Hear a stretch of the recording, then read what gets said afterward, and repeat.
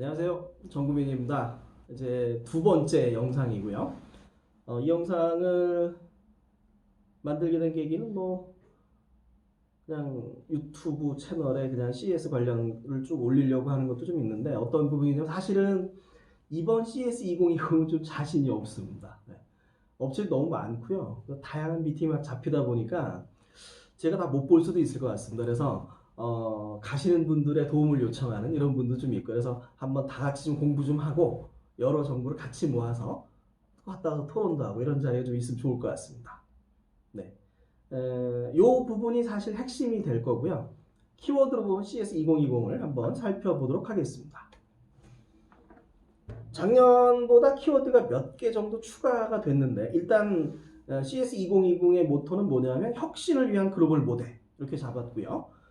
주요 키워드는 이제 역시 5G, 인공지능, 드론, 웨어러블, 자율주행, IoT, 로봇, AR, VR, 블록체인, 스마트홈 이 정도가 이제 핵심 키워드가 될 것으로 보입니다. 이 중에서 중요한 몇 가지를 한번 쭉 트렌드와 함께 검토를 해보도록 하겠습니다. 네, 5G 시대고요. 5G는 대용량, 초연결, 초저지연인데 이제 우리가 하나 좀 봐야 될 건 뭐냐면 릴리즈 15에서는 대용량은 정의가 됐고요. 초연결은 한 2분의 1에서 한 3분의 1 정도만 디파인이 됐다고 그럽니다. 정의가 되어 있고. 그러니까 어떤 얘기냐면 내년 초에 릴리즈 16이 나올 때까지는 초연결이나 초저지연은 완벽하지 않다는 얘기죠. 초저지연 제가 좀 잘못 얘기했네요. 예, 순서가 초저지연이 2분의 1, 한 3분의 1 정도 제정이 됐고요. 초연결은 아예 제정이 안 됐습니다. 내년 초에 제정이 되거든요. 예를 들어서 5G VTX라든가 아니면 반경 1제곱킬로미터 내에 100만 개의 기기를 연결하는 초연결은 내년 초가 돼야 된다는 거죠. 그래서 우리가 뭘 봐야 되냐면 지금 5G 서비스의 핵심은 스마트폰이 핵심인 거고요. 그리고 어떤 게 있냐면 작은 영역에서 우리가 할 수 있는, 예를 들어서 스마트 팩토리라든가 스마트 팜이라든가 이런 로컬한 서비스가 될 거고요. 점점 더 이제 영역을 넓혀가면서 앞으로 스마트 시티나 자율주행으로 이제 갈 것으로 생각이 됩니다. 그래서 우리가 보면 이제 5G 서비스 도입 초기에는 스마트폰이나 로컬 서비스, 스마트 팩토리, 스마트 팜, 물류 자동화 이런 게 핵심이 되고요. 그 다음에 릴리즈 16이 제정돼서 기지국을 늘려가면 이제 앞으로 어떤 도시 전체를 연결하는 스마트 시티 서비스로 발전할 것으로 생각이 됩니다. 네, 그래서 5G 관련해서 혁신사는 이제 삼성전자, LG전자가 각각 스마트폰으로 이제 받았었고요. 네, 5G 관련은 앞으로 이제 MWC 2020에 가면서 더 많은 얘기들이 나올 것으로 생각이 됩니다. 두 번째 키워드는 이제 디스플레이의 진화거든요. 디스플레이 진화는 세 개를 봐야 됩니다. 이제 마이크로 LED죠. 마이크로 LED 이 크기가 점점 더 빛을 내는 크기가 작아지면서 정말로 현실감 있는 화면을 볼 수가 있는 이런 부분이 있고요. 그리고 마이크로 디스플레이 장점은 이제 또 플렉서블 디스플레이하고도 연결이 됩니다. 플렉서블 디스플레이 휠 수 있기 때문에 이제 삼성 갤럭시 폴드라든가 이런 걸 이제 만들 수 있는 거고요. 투명 디스플레이가 되면서 이제 또 새로운 영역을 이제 만들어갈 수가 있습니다. 어제 전시회 같은 LG 전시회에서 우리가 이제 백화점 이런데 상품을 소개하는 투명 디스플레이를 넣는 이런 전시도 하나 좀 있었고요. 그래서 앞으로 중요한 부분은 뭐냐면 비전자 소재가 디스플레이화 될 거라는 거죠. 물론 이제 가격이 좀 떨어지면서 갈 테지만 벽, 천장, 가구, 자동차 이런 부분들이 다 앞으로 바뀔 거라는 이런 부분입니다. 그래서 요거는 이제 2016년 파리 모터쇼에서 벤츠의 투명 디스플레이 컨셉이었고요. 그러니까 차창을 투명 디스플레이를 만들어서 전골 디스플레이하는 앞으로 자율주행 차에서 이제 즐길 수 있는 이런 컨셉이 될 거고요. 영국에서 이제 디스플레이 컨셉을 하나 제안한 부분입니다. 밖이 다 보이는데 무섭기는 할 것 같지만 이런 어떤 다양한 부분들 비전자 소재의 디스플레이화를 한번 우리가 눈여겨볼 필요가 있겠습니다. 제품으로 넘어가면 역시 트렌드는 AKTV거든요. 그래서 LG 시그너처 AKTV가 CS 2020에서 두 개 부문에서 혁신상을 수상을 했습니다. 네, 시그니처 OLED AK고요. 폴더블 폰도 혁신상을 많이 받았는데요. 삼성 갤럭시 폴드, 그 다음에 LG전자의 G8X ThinQ, V50S ThinQ죠. 국내에서는 두 개 다 이제 혁신상을 받았고요. 그래서 이런 어떤 폴더블에 대한 부분들, 플렉서블 디스플레이의 발전 이런 걸 좀 보시면 될 거고요. 모토로라 레이저에서 세로로 접는 스마트폰을 발표를 했었습니다. 영상을 좀 보신 분들이 있을 텐데요. 전문가분들에게 제가 좀 물어보니까 이제 모토로라 스마트폰의 특징은 뭐가 있냐면 이쪽 그 접는 힘지 부분 설계를 잘 해서 접었다 폈을 때 요 이제 그 구부러짐이 잘 안 보이는 요런 게 좀 장점이라고 얘기를 하고 있습니다. 그리고 올해 CS2019에서 로열이라는 업체가 미국의 중국계 유학생들이 만든 업체인데요. CS2019에서 이제 폴더블 폰을 하나 좀 선보였었는데 올해도 발표가 하나 있습니다. 근데 올해 로열은 별로 이슈가 좀 안 된 면이 좀 있는데 발표가 있으니까 발표를 한번 좀 봐야 될 것 같습니다. 그래서 어쨌든 그런 플렉서블 디스플레이의 진화 이걸 우리 한번 좀 봐야 될 거고요. 다음에 이제 마이크로 LED, 이제 미니 LED가 있습니다. 이제 사실은 이제 지금 상용화된 마이크로 LED 기술은 진정한 마이크로 LED이기보다는 미니 LED라고 얘기를 하기도 하는데, 네, 어쨌든 이제 삼성전자 더월을 보면 더월이 처음 소개된 게 작년이었거든요. 146인치였고요. 이제 올해 CS2019엔 219인치짜리를 이제 선보였습니다. 이제 삼성 더월에서 얘기하는 혁신은 어떤 게 있냐면 기존에는 뭐 55인치 TV면 55인치로 디스플레이를 쭉 제조한 다음에 그거를 잘라서 만들었습니다. 그러니까 55인치에서 60인치 지나면 공정을 새로 만들어야 되는 거죠. 60인치 패널을 만들도록. 근데 지금 이제 더월은 어떻게 만들어졌냐면 146인치를 잘라서 만든 게 아니고요. 요 팔뚝만한 그 디스플레이 모듈을 이어서 만들었습니다. 그러니까 어떤 얘기가 되냐면 앞으로 임의의 크기의 디스플레이를 만들 수가 있다는 거죠. 그리고 휘어지게도 설계할 수 있고요. 다양한 모양도 만들 수 있고. 그래서 앞으로 이제 지금 이제 더월의 기술이 아직 뭐 완성은 아니라고 하는데요. 거기 한 1년 정도 있어야 된다고 그럽니다. 제가 들어보니까. 근데 그 시간이 지나면 이제 요 디스플레이 공정이나 생산 자체에서 또는 서비스 자체에서 상당히 큰 변화가 있을 거로 생각이 됩니다. 올해는 여러 업체들이 또 소니나 데리나 아수스 이런 업체들이 또 이제 마이크로 LED를 선보이겠다고 발표를 했습니다. 그래서 마이크로 LED가 올해 CS2020에서 또 중요한 키워드가 될 것으로 생각이 됩니다. 다음에 이제 스마트홈으로 넘어가면 이제 스마트홈에서 몇 가지 이슈가 있거든요. 누가 허브가 될 것인가, 예, 인공지능 스피커가 될 것인가, TV가 될 것인가, 또는 냉장고가 될 것인가. 근데 엔지니어들은 사실은 냉장고를 좋아합니다. 왜냐하면 냉장고는 24시간 켜져 있기 때문에. 뭐 그런 게 있는데 어떤 스마트폰 허브 경쟁이 하나 있고요. 또 하나는 이제 인공지능 모니터링이 있는 거죠. 뭐 실내를 모니터링하거나 우리가 밖에 나갔을 때 모니터링하거나 이런 부분들이 있고요. 이 장면은 이제 작년에 BBC 기자가 중국에서 나 잡아봐라 하고 숨었는데 중국의 안면 인식 기술로 7분 만에 경찰이 찾아왔다고 합니다. 이게 상당히 이제 중국의 기술은 좀 약간 무서운 면도 좀 있습니다. 다음에는 이제 스마트 도어 락 부분이 있거든요. 서비스로 이어지는이라고 적어놨는데요. 그러니까 여기 아마존 키 서비스 같은 경우 어떻게 하냐면 원타임 일회용 패스워드를 배달원이 가지고서 집을 열고 들어가서 집 안에 놓고 오는 거죠. 미국 같은 경우는 이제 택배가 자주 없어지니까 그런 서비스를 이제 시작을 했고요.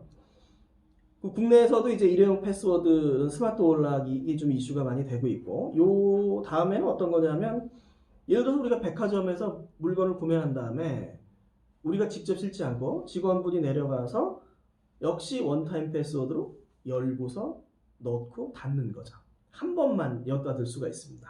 그래서 이번에 어떤 소나타 센슈어스에도 보면 똑같이 스마트 도어락 기능이 있거든요. 그러니까 3개의 스마트폰에서 동시에 열 수 있는 이런 부분이 좀 있습니다. 그래서 차량 공유에도 스마트 도어락이 중요하고요. 배달에도 이제 스마트 도어락 기술이 상당히 좀 중요한 상황입니다.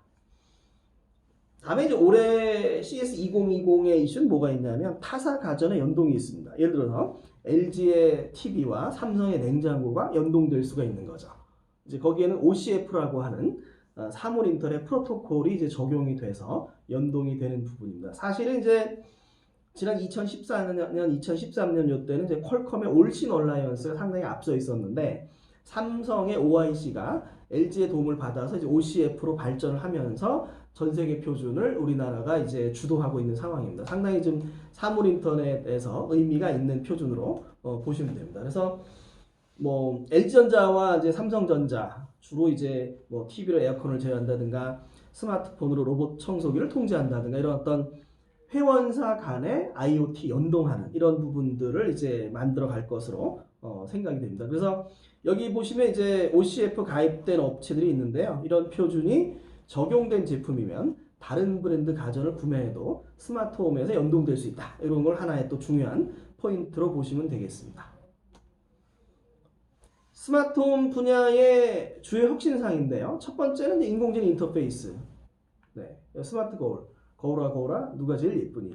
뭐 이렇게 하면 이제 거울이 뭐 대답해주고 뭐 이런 인공지능 인터페이스도 우리가 쓸 수 있을 거고요. 뭐 세탁기라든가 공기청정기라든가 이런 부분이 이제 혁신상을 받았고요. 그다음에 연결성의 강화 부분, 아까 나왔던 이제 보안 부분들이 있고요. 보안 카메라나 스마트 워럭 여전히 이 두 개의 이슈 상당히 중요한 부분이고요. 그다음에 어떤 조명 부분들, 다단 마이크로 국내 업체들, 밑줄 거는 업체들은 다 국내 업체고요. 그다음에 바디 프렌드의 뭐 안마의자라든가 여러 개의 다양한 제품들이 선보였습니다. 그래서 주요 키워드들을 한번 살펴보시면 되겠고요.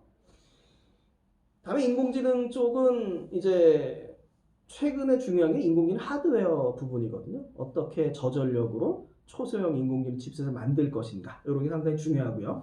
혁신상도 올해 많이 나왔습니다. 아까 소개해드렸던 호라이즌 로보틱스도 이제 요 인공지능 하드웨어 업체로 볼 수가 있고요.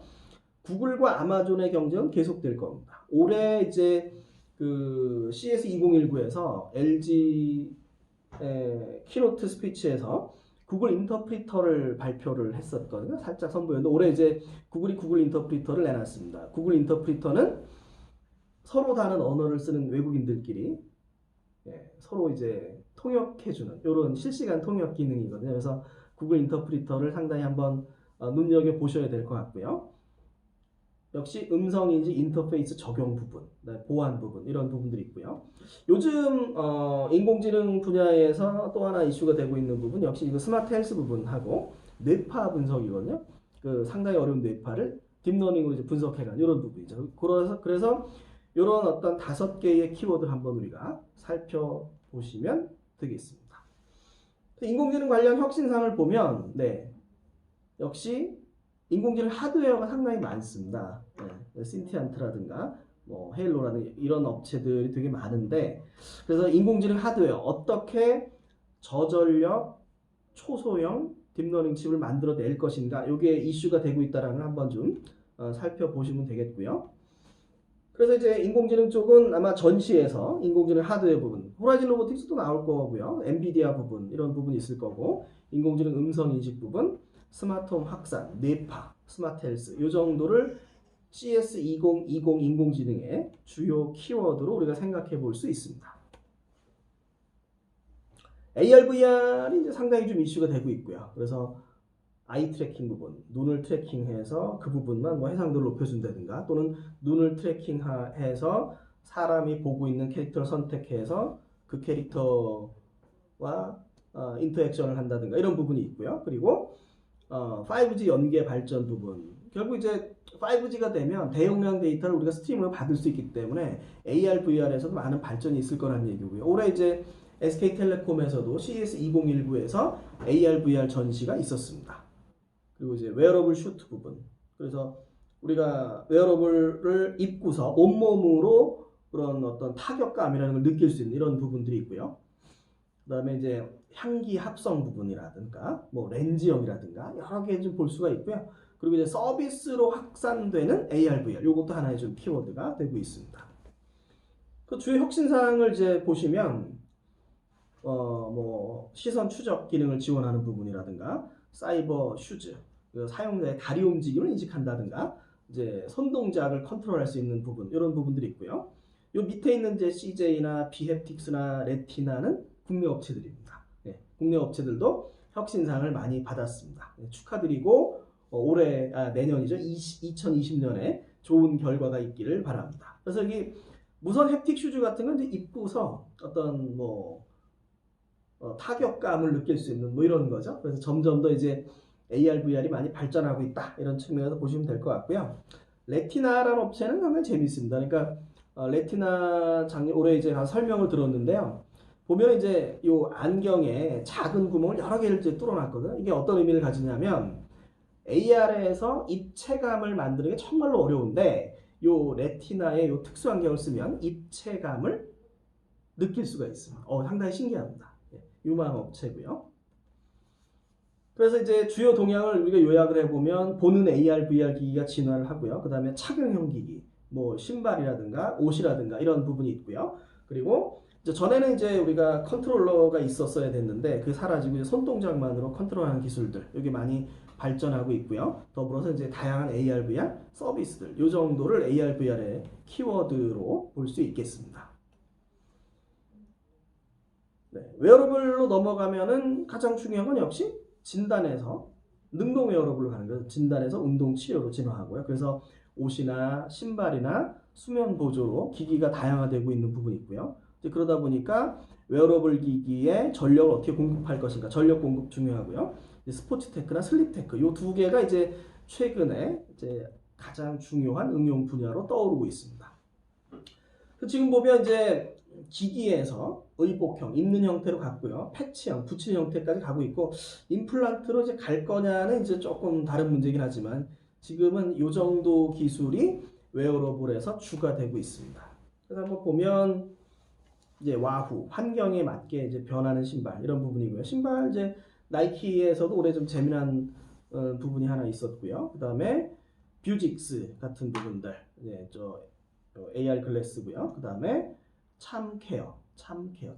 네. H2BPO 국내 업체입니다. 우리나라 업체고요. 손목 밴드형 혈압 측정기인데 일단 기사에서는 한국 FDA 인증을 받았다 이렇게 되어 있습니다. 이제 CS2019에서 혁신상 받은 업체 중에 하나 뭐가 있냐면 오므론에서 나온 손목 밴드형 혈압 측정기거든요. FDA 인증을 받은 거고요. 그런 비슷하게 한번 우리가 보시면 되겠고요. 태그웨이는 이제 카이스트 관련 벤처고요. 그다음에 이제 가민의 태양광 충전 스마트워치, 그다음에 건강 모니터링 내장 칩, 이런 식으로 해서 여러 개의 기기들이 혁신상을 받았다. 살펴보시면 될 것 같습니다. 그래서 능동 웨어러블, 기기 다양화, 전력 공급, 스포츠 및 슬립 테크 이 정도를 우리가 CS2020 웨어러블의 주요 동향으로 전망해 볼 수 있겠습니다. 다음에 이제 로봇이거든요. 이제 로봇이 인공지능 기술이 발전하고 기계 제어 정밀도가 높아지면서 서비스 로봇들이 많이 좀 나오고 있는 거죠.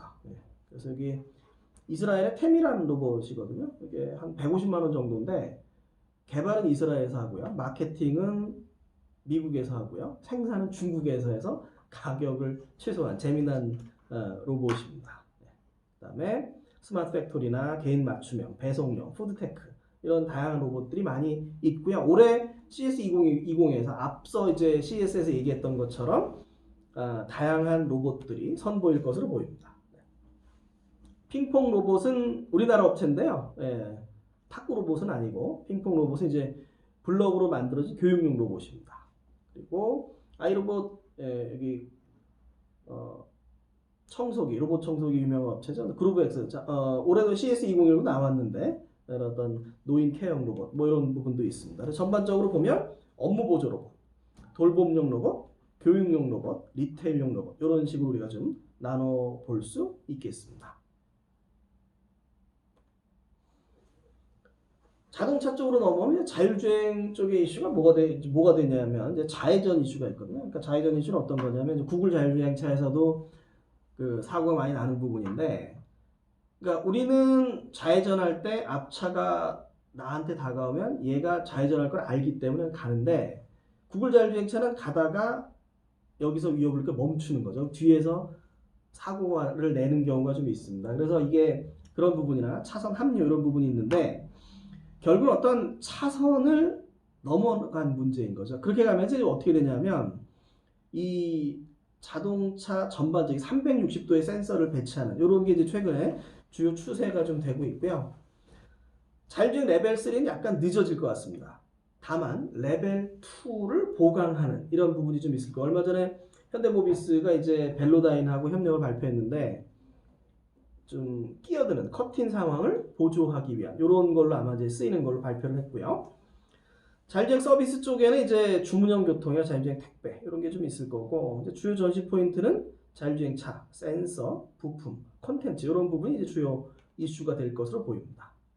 다음에 스마트 카로 넘어오면 어떤 게 있냐면 디지털 칵핏이나 운전석 환경을 업체들이 다 규정을 해가고 있거든요. 그래서 벤츠 같은 경우에는 이제 MBUX라는 게 있고, MBUX는 여기 두 개의 디지털 클러스터 헤드 유닛 있고요. 그 다음에 여기 터치 있고요. 그 다음에 운전 환경까지 다 포함한 개념이고요.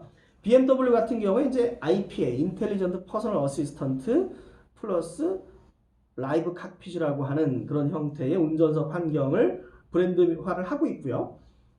이제 아우디 같은 경우는 버추얼 칵핏 이렇게 좀 부르고 있습니다. 그래서 그런 어떤 환경들에서 이제 차량용 디스플레이가 상당히 좀 중요해지고 있고요. 차량 소프트웨어 쪽에는 이제 그 어댑티브 오토사라고 하는 소프트웨어가 이제 새롭게 등장을 하고 있고요. LG의 외부에스, 가전에 쓰이던 외부에스가 이제 차량 쪽으로 진출하는, 외부에스 오토로 진출하는, 이것도 하나 이제 트렌드로 우리가 볼 수 있겠고요. 제네비 얼라이언스라고 하는 그 소프트웨어 표준화 단체도 이번에 전시가 예정이 되어 있습니다. 다음에 이제 서비스로는 모빌리티 서비스, 결제 서비스, 카 쉐어링 서비스 이런 것들이 이제 최근에 좀 이슈가 되고 있습니다. 그 주요 혁신사항을 보면은 역시 어떤 운전자 상호작용, 조정석 이런 부분이 있고요. 칵핏 부분들, 그리고 뭐 차량 아래 영역을 좀 시각해서 보여주는 부분이 있고요. 보쉬의 3D 디스플레이. 그다음에 중국 업체인데요. 그 어떤 레벨 4 풀스택 셀프 드라이빙 시스템을 이제 발표를 해서 혁신상을 받았습니다. 한번 우리가 가서 좀 체크를 해봐야 될 것으로 보입니다. 네, 여기까지 CES 2020 전망 두 번째 발표를 마치도록 하겠습니다. 감사합니다.